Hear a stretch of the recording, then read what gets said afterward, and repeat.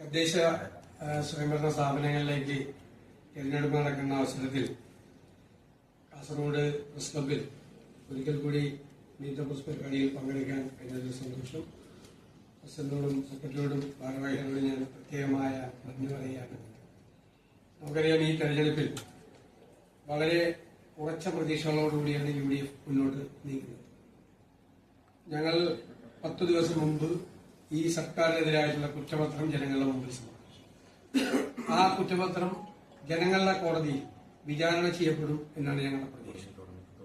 ഗവൺമെന്റിനെ രൂക്ഷമായി വിമർശിക്കുമ്പോഴും ഗവൺമെന്റിന്റെ തെറ്റുകൾ ചൂണ്ടിക്കാണിക്കുമ്പോഴും അതോടൊപ്പം തന്നെ ഞങ്ങൾ വന്നാൽ ഞങ്ങൾ എന്തു ചെയ്യുമെന്ന കൃത്യമായൊരു മാനിഫെസ്റ്റോ കൂടി ഞങ്ങൾ ഇപ്രാവശ്യം പ്രകാശനം ചെയ്യുന്നുണ്ട്. ആ മാനിഫെസ്റ്റോയും അധികാര വികേന്ദ്രീകരണത്തിന്റെ കൃത്യമായ ലക്ഷ്യങ്ങൾ പൂർത്തീകരിക്കുന്നതിന് വേണ്ടി, അതിനെ പുതിയ മാനങ്ങൾ ഉണ്ടാക്കുന്നതിന് വേണ്ടി, അതിന്റെ ഫലമായി സാധാരണക്കാരന്റെ ജീവിതത്തിൽ ഒരുപാട് മാറ്റങ്ങൾ ഉണ്ടാകുന്ന തരത്തിൽ, അവന്റെ ജീവിത നിലവാരം ഉയരുന്ന തരത്തിൽ, ഒരു സമൂഹത്തിലെ സാമൂഹ്യ സാമ്പത്തിക മാറ്റത്തിന് വേദിയാകുന്ന തരത്തിൽ അധികാര വികേന്ദ്രീകരണത്തെ മാറ്റണം എന്നുള്ളതാണ് ചെയ്യുന്നത്. തീർച്ചയായിട്ടും പ്രാദേശിക വിഷയങ്ങൾ എപ്പോഴും ചർച്ചയാവുന്ന ഒരു തെരഞ്ഞെടുപ്പാണ് ലോക്കൽ ബോഡി തെരഞ്ഞെടുപ്പ്. നമുക്കിപ്പോ കാസർഗോഡ് തന്നെ ഗവൺമെന്റ് 2022 കാസർഗോഡ് പാക്കേജിന് വേണ്ടി 300 കോടി രൂപയാണ് വകയിരുത്തിയത്. കഴിഞ്ഞ മാർച്ച് 3 മുഖ്യമന്ത്രി നൽകിയ മറുപടി ഈ 300 കോടിയിൽ കേവലം 22 കോടി രൂപ മാത്രമാണ് ഇതിനു വേണ്ടി ചെലവഴിച്ചത്.